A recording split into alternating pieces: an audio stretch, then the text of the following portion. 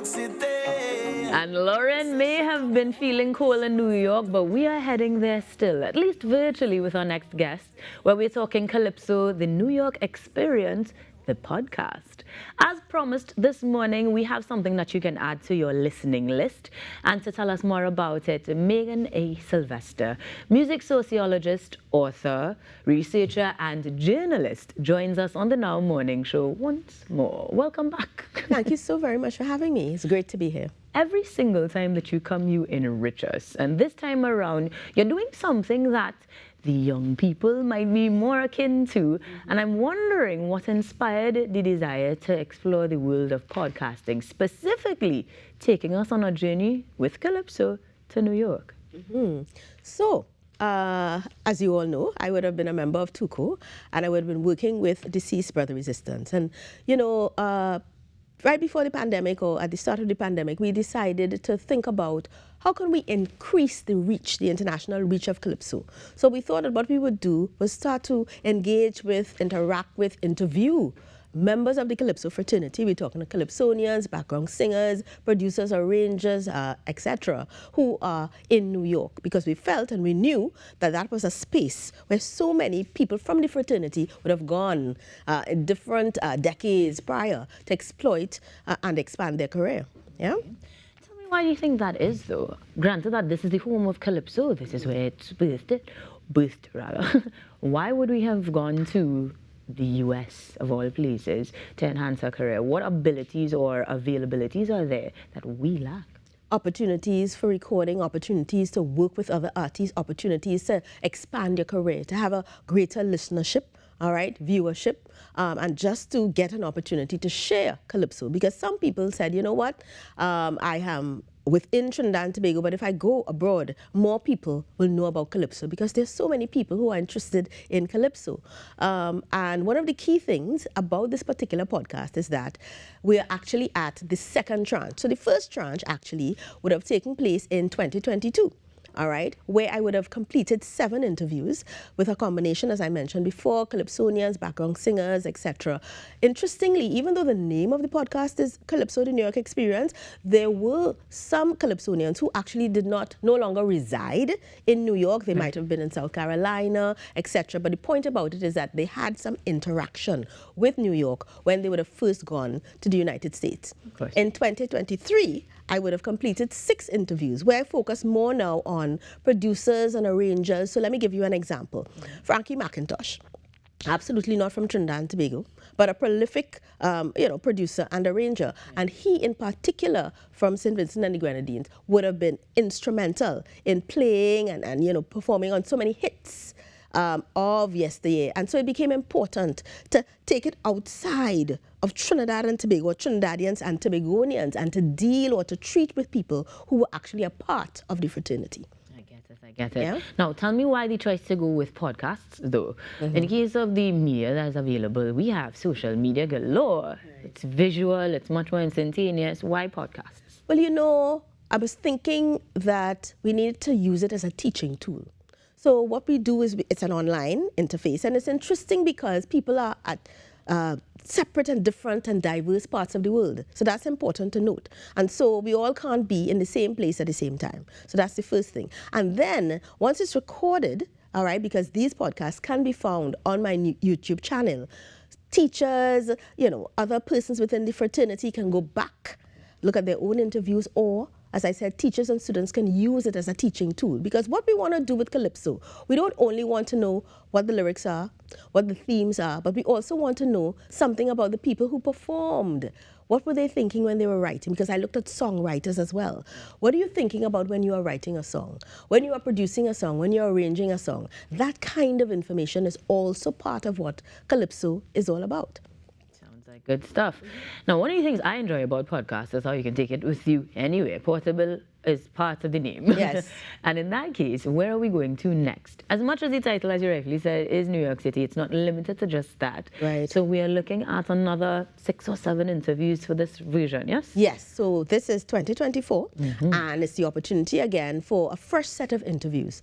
Again, what's going to be important, only because, or even though it's called Calypso, the New York Experience, I'm going to be delving into people who live across the diaspora. Right. All right, so we're thinking now of expanding it to England, Canada, etc. Because what this is all about is getting that information about Calypso, getting it through the voice and the persona of the persons who were involved in the fraternity. Yeah? I thoroughly enjoy your passion for this.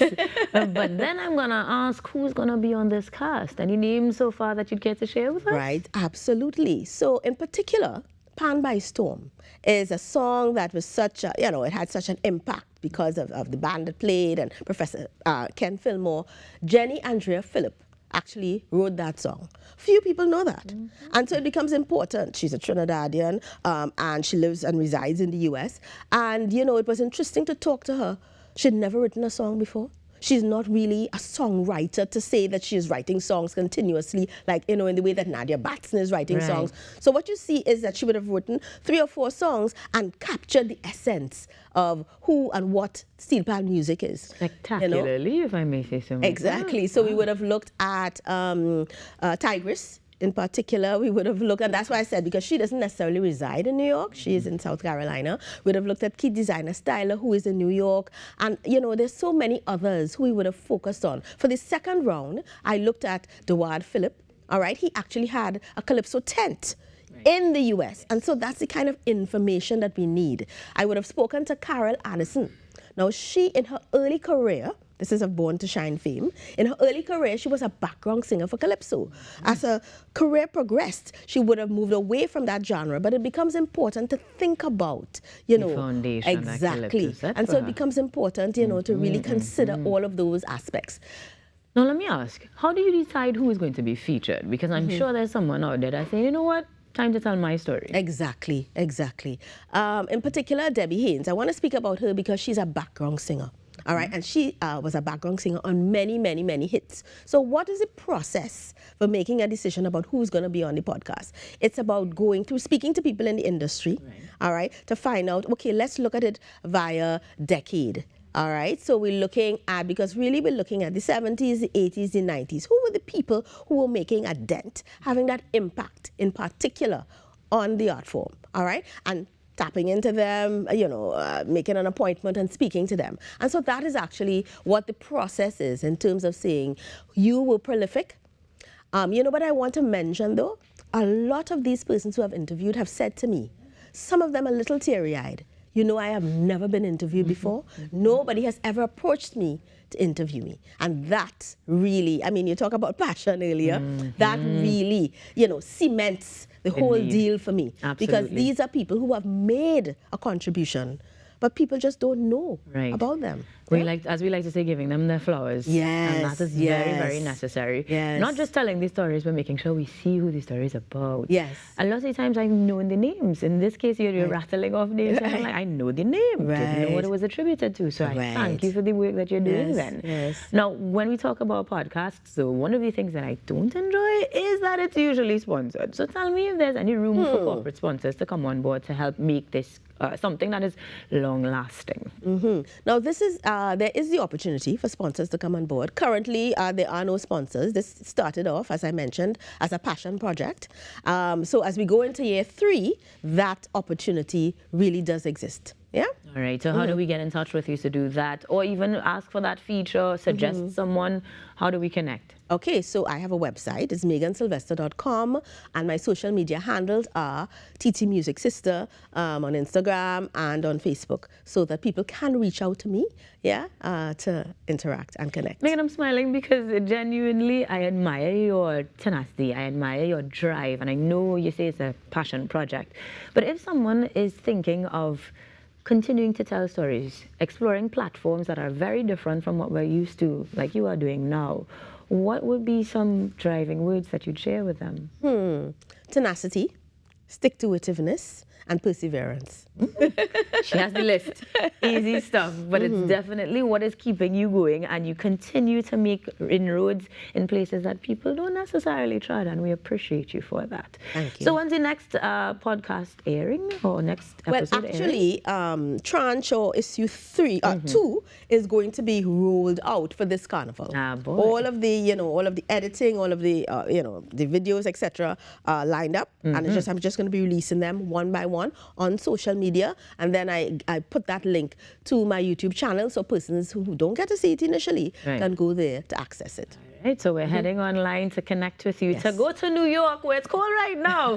But the warmth that you bring towards Calypso will be maintained. This morning, Meagan Sylvester joins us on the Now Morning Show in the capacity of music sociologist, author, journalist, researcher, and podcaster, making sure that the Calypsonians and the persons in the background are coming to the forefront and their stories are told. That's how we do it here on the Now Morning Show, making sure you know the things you need to know now. So we're taking a break. We're coming back with even more for you to add, and hopefully more to add to your carnival season as well. Stick around, guys.